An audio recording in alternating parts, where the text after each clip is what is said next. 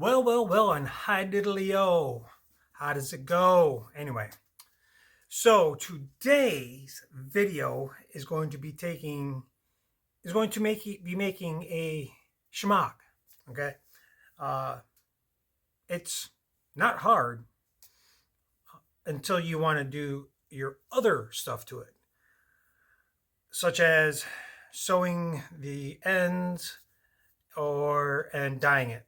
Me, I took one of these, which is a hospital blanket, 100% cotton. Yes, I did some research, and I would always recommend do your research on what you're trying to do and how to accomplish it. So I took my measuring tape online.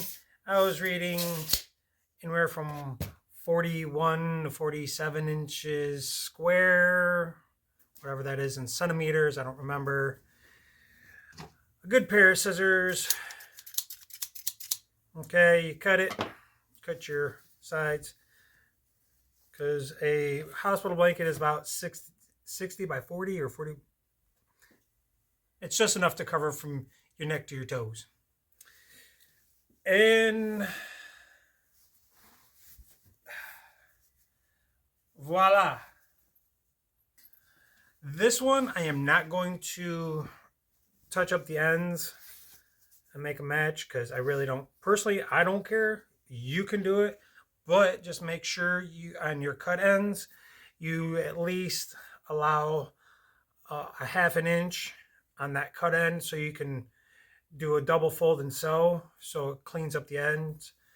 I'm not going to try, I was going to try and do the whole tie fraying ends, but I decided against it.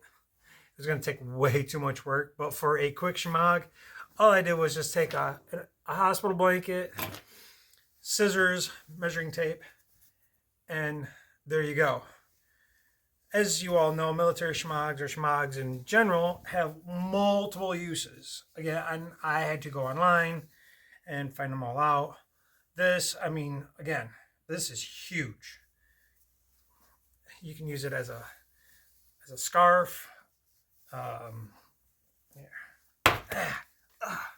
know, use some winter cover up. Oh, it's a babushka now. It's my babushka. You can cover. Tie it around. Bring it all the way around. You know, tuck it, tie it, and you're done. Whatever. Use it as a scarf. Use it as a head wrap. Unfortunately, I don't know all the different ways of using a shemagh. I just know the basic ways. You can use it as a pillow. You know what I mean? But what I'm also going to do is I'm actually going to dye it, because I don't like it as, and this is off-white. You can't tell in my lighting. Here. Yeah, there you go. This is white. This is off-white. I've had this one for a long time. So yeah, I'm actually going to dye it. I'm doing a natural dye, which is using natural materials from nature. You can use grass, berries, bark, whatever you can find. It takes an hour to simmer. You got to add vinegar when you do the dye part, or salt. I'm going with vinegar because it's the easiest that I have, and I have a gallon of it. So in this next little clip, you'll see here is me taking the bark, tearing it apart, as small as I can, putting it in water. I actually added more water to it, just so it's to account for the evaporation, which there might not be much. From the time I started this video to now, it's maybe been about 20 minutes or so. The water is extremely cold. It's not too bad outside, so it should boil, hopefully, pray. I've tried doing a dye on one other time. It didn't turn out because I was missing the salt or vinegar as the binding agent. I personally don't care if this is clean right now, just because it's camping, it's hiking, it's whatever. But yeah, that's it for this right now. Once I get into the dyeing portion, the dyeing process, I will bring you back. All right. Peace.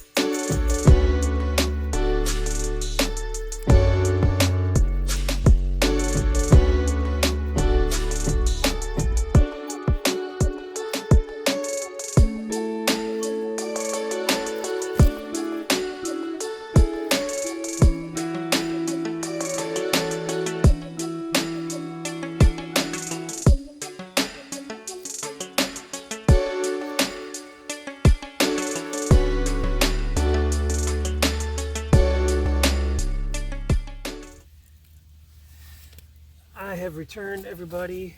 It's been roughly an hour. So I've got to get that pot out. What I'm going to do is use this. I don't know how hot it's going to be in comparison to my gloves.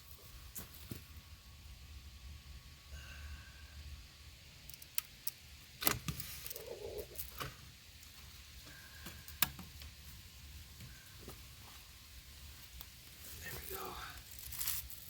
All right. So now I got to get all the big stuff out. And the way I'm going to do that is use this.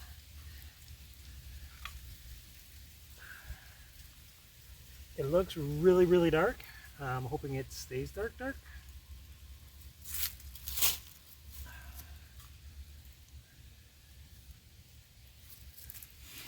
This works extremely well.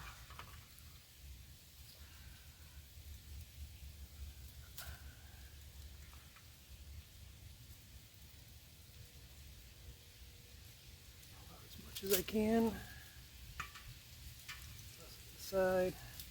It's kind of got a red tint to it, it looks like.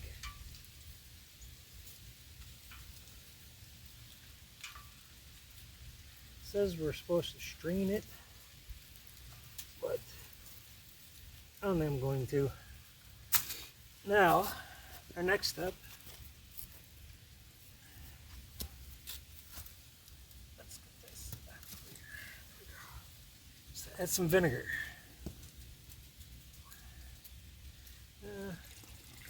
We'll do a low budget way. We'll take a guess. It's supposed to be 1 to 4. Yeah, I'd say that's close enough.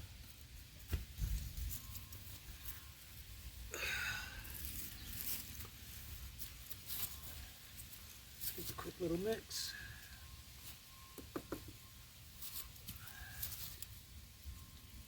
I don't know.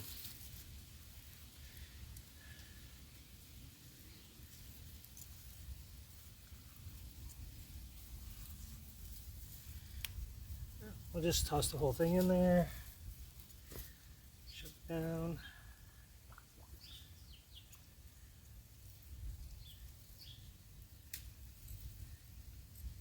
And I plan on leaving this in here for a good long while, just to see if it actually captures more color than is anticipated. A minimum of 1 hour. Overnight. The longer you let it sit, the more color it gets. So when this is done, I will come back to you. Or when I'm done. All right. Peace.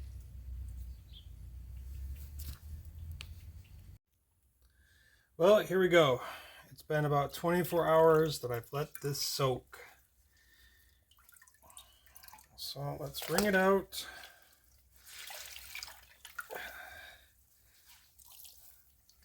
Now your next step is actually supposed to rinse it, but I'm not going to. I'm just going to let it dry, see what happens.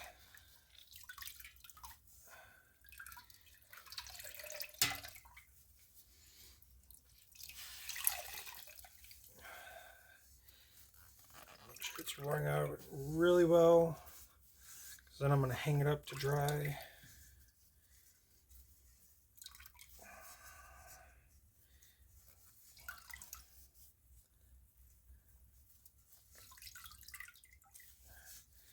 And it definitely is darker than what it started out as.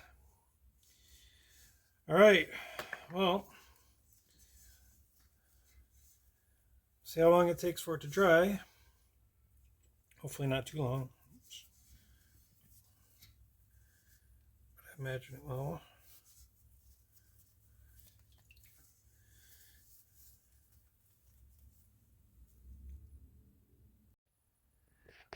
Well, instead of just leaving it as it was, all the black that you see that's on here was actually from this.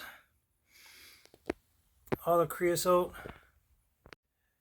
And then what I'm going to do is once this dries, I will then rinse it off. But that probably won't be for another day or two. So stay tuned. Well, everybody, I have finished it.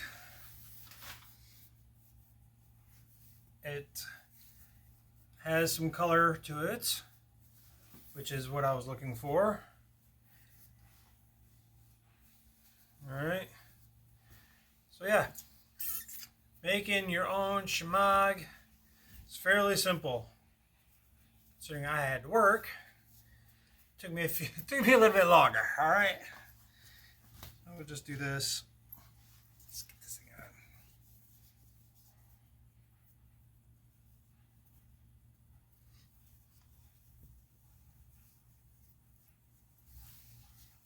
Wrap it around. Get up.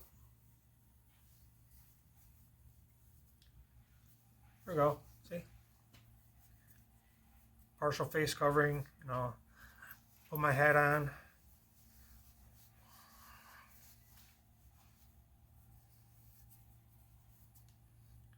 Just that simple. All right, everybody. Thanks for tuning in. If you like it, subscribe, notification, all that fun stuff. All right. I'll catch you guys later. Peace.